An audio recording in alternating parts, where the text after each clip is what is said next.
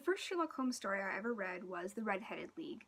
I used to get this literary magazine for teens called Cicada, and they would reprint classic short stories along with original ones, and The Red-Headed League was in one of the first issues that I ever got. And ever since then, I've been reading the collected editions, and I've been watching all of the adaptations, such as, BBC Sherlock. Just wait, I'm gonna get to BBC Sherlock, just hang on! Once you read through all the Sherlock Holmes short stories, you start to get into the many, many, many adaptations. You've got TV shows, movies, books, other short stories, authorized books. They say that Sherlock Holmes is the most adapted character in the world. Sherlock Holmes is one of the characters the professional writers get to write about and not call it fanfiction, because, public domain. I decided that I was going to review some of these adaptations, both the good and the bad. No, I'm gonna get to you later! Stop it! Stop! But, in order to review these adaptations, we have to first look at the source material. And with the Arthur Conan Doyle canon, I'll probably call the ACD canon through a lot of this, there are two questions that I'm interested in answering in this project.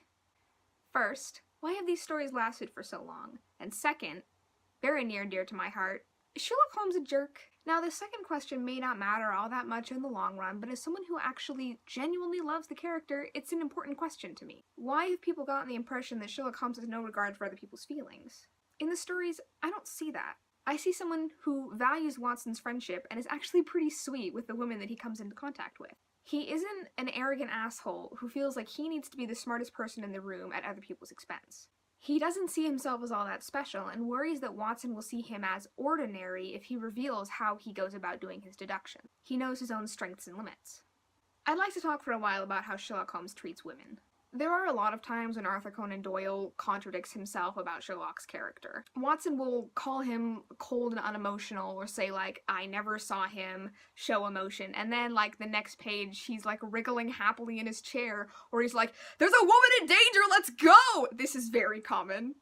Everyone knows about Irene Adler, and I'm not going to get into her too much, although I will say that Holmes is very proud to have been beaten by her, later saying in The 5 Orange Pips, that he has been beaten 4 times, 3 times by a man and 1 time by a woman. He doesn't say specifically, but we all know it's Irene. By the way, all of these excerpts and quotes are going to be from my copy of the original illustrated Sherlock Holmes, so that's this collection that I have right here. In A Scandal in Bohemia, Irene defeats Sherlock because he was trying to help her be blackmailed by the King of Bohemia, and when she tricks him, this happens. "What a woman! Oh, what a woman!" cried the King of Bohemia. "Did I not tell you how quick and resolute she was? Would she not have made an admirable queen? Is it not a pity that she was not on my level?" "From what I have seen of the lady, she seems, indeed, to be on a very different level to your majesty," said Holmes coldly. "Oh snap, your majesty!" Time and time again, we see Holmes as a protective brother figure to female clients who have been abused or maltreated. In A Case of Identity, there's a guy who's tricked his daughter into thinking that he's also her boyfriend. It's real fucked up. But Holmes says this: "There was never a man who deserved punishment more. If the young lady has a brother or friend, he ought to lay a whip across your shoulders.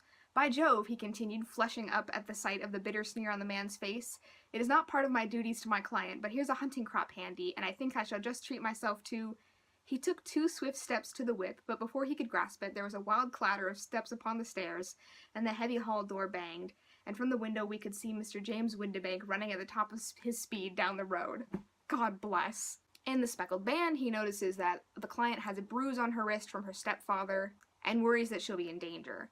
In The Abbey Grange, he notices that his female client has a wound on her wrist that she's trying to hide, and then later tells her, "I will not cause you any unnecessary trouble, Lady Brackenstall, and my whole desire is to make things easy for you, for I am convinced that you are a much-tried woman." In The Copper Beeches, a woman unsure about taking a governess position asks for his advice, and he tells her, "I confess that it is not the situation which I should like to see a sister of mine apply for." So, time and time again, he is polite to these women and shown being worried for them.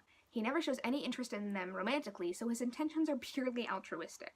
As an aside, I read Holmes as asexual, but I'm not going to get into that because I think that it would make this video way longer than it already is. Many adaptations and Arthur Conan Doyle stories will show Holmes being bored until he gets the case, and then excited by murder or whatever. But that's only half of it. There's a very clear pattern of Holmes being bored by a case, and then excited when he learns the details, and then he grows increasingly emotionally invested as the case goes on and his client gets put in danger. Holmes isn't a jerk to Watson either. He's explicitly shown asking Watson if he will accompany him on cases, rather than forcing or tricking him into helping him. He'll even try to dissuade Watson from coming on scenarios that he knows are going to be dangerous, and Watson will insist on coming. This is probably a good idea because Watson's a former soldier and Sherlock isn't. Let's be realistic here, Sherlock. Holmes will frequently tell clients at the beginning of the case that they can trust Watson as his friend and partner. He says in The Red-Headed League, "This gentleman has been my partner and helper in many of my most successful cases, and I have no doubt that he will be of the utmost use to me in yours also." He'll also ask for Watson's help in spotting things he missed, here in The Man with the Twisted Lip. "Now, I'll state the case clearly and concisely to you, Watson, and maybe you may see a spark where all is dark to me." There's even this adorable moment in The Adventure of the Abbey Grange where Holmes and Watson are considering letting a suspect go, and Holmes says, "Watson, you are a British jury, and I never met a man who was more eminently fitted to represent one." Ugh, adorable. And, as many adaptations fail to show, when Watson is kept in the dark about the details of a case, he doesn't mind! He's perfectly content to go along with Holmes because he trusts him. This gets into why I believe the stories have lasted so long. It's because of the Holmes and Watson dynamic. We can see in the 19th century literature a trend of having a narrator that doesn't do much, and aren't the main character. The story is told from their perspective, but they don't really have that much agency in it. Contrast this to Sherlock Holmes stories. Sherlock is the main character, but Watson is actively involved in many of the cases. And yes, he is the audience surrogate, but he's not as useless as many adaptations portray him. Thanks, Nigel Bruce, you ruined the character for years. It's probably not his fault, actually. His skills as a doctor come in handy in The Greek Interpreter, and he's frequently shown to be a badass, as the former soldier that he is. He's totally ready to beat Charles Augustus Milverton with a chair, he shoots a rabid-attacking dog in the Copper Beaches, and in The Adventure of the Devil's Foot, he overcomes a hallucinatory drug and drags Holmes to safety. Note that in this story, Watson's the only person in this story out of, like, the 5 or 6 people who suffer from the effects of this drug that can, like, overcome the symptom, including Holmes himself. Watson's a bit of an adrenaline junkie, and he'll happily abandon whatever he's doing, hanging out with his wife, doing his job, to help Holmes on a case. He also picks up on Holmes' reasoning and follows along with his deductions, like in The Norwood Builder. Holmes himself says, "I'd be lost without my Boswell, and adapters know it. Arthur Conan Doyle knew it." What I said before about Sherlock Holmes being the most adapted character in literature, I don't think that's true. I think that Holmes and Watson are the 2 most adapted characters in literature. You can't have one without the other. And I love that their relationship is built on friendship and trust. They care about each other, and that, I think, is why the stories are so enduring. You can talk about the cases and the birth of the detective genre all day long, but can the average person name a Sherlock Holmes case?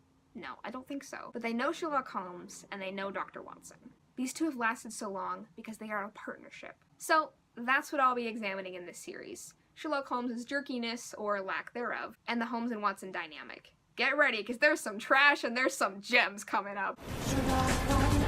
No, stop it!